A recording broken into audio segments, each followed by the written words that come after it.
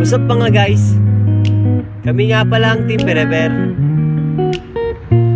Pinangungunahan ni Ate Kate,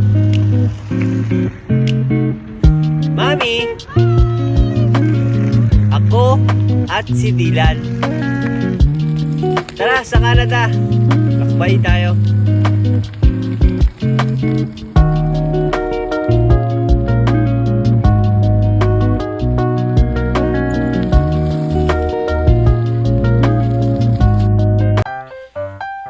Morning nga pala sa inyo. Ngayon nga pala may appointment kami sa ngipin ni Kate. Ito nga pala si Dylan. Napakakulit niyan. Sobra.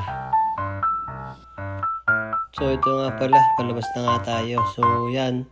Basa mulan nga pala kaninang umaga. Kaya yan. Tapos yan si Dylan. Dylan na naman makulit. Walang kasing kulit dyan. Sobra.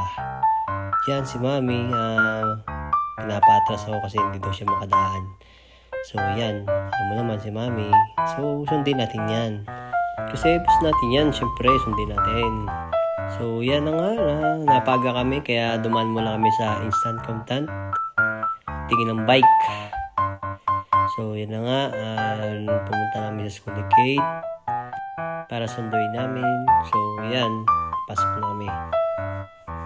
Tapos, yan, nagkita yung dalawa. Kala mo, hindi talaga nag-aaway.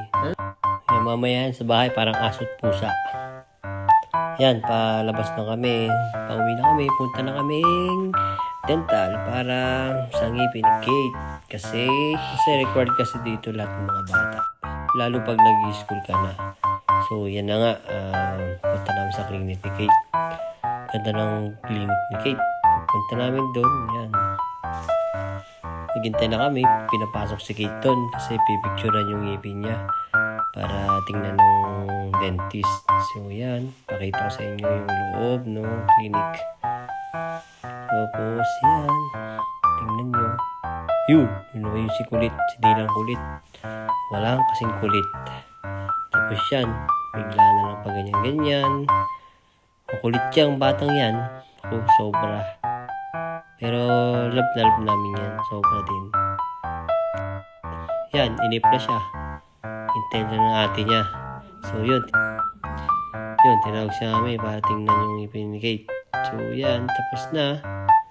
Punta na kami doon. Konting interview kay Mami sa kay Kate.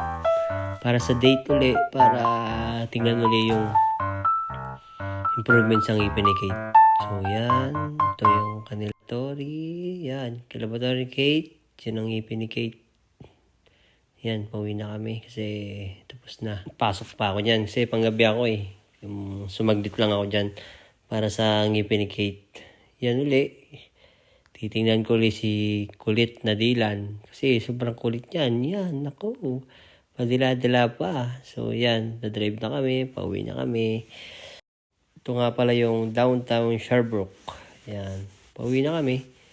So, ayun na nga. Pagbaba ng dalawa, takbo agad si kulit. Tahabulin kay Tat. Mag-aaway na naman sila. Yan, si Mami.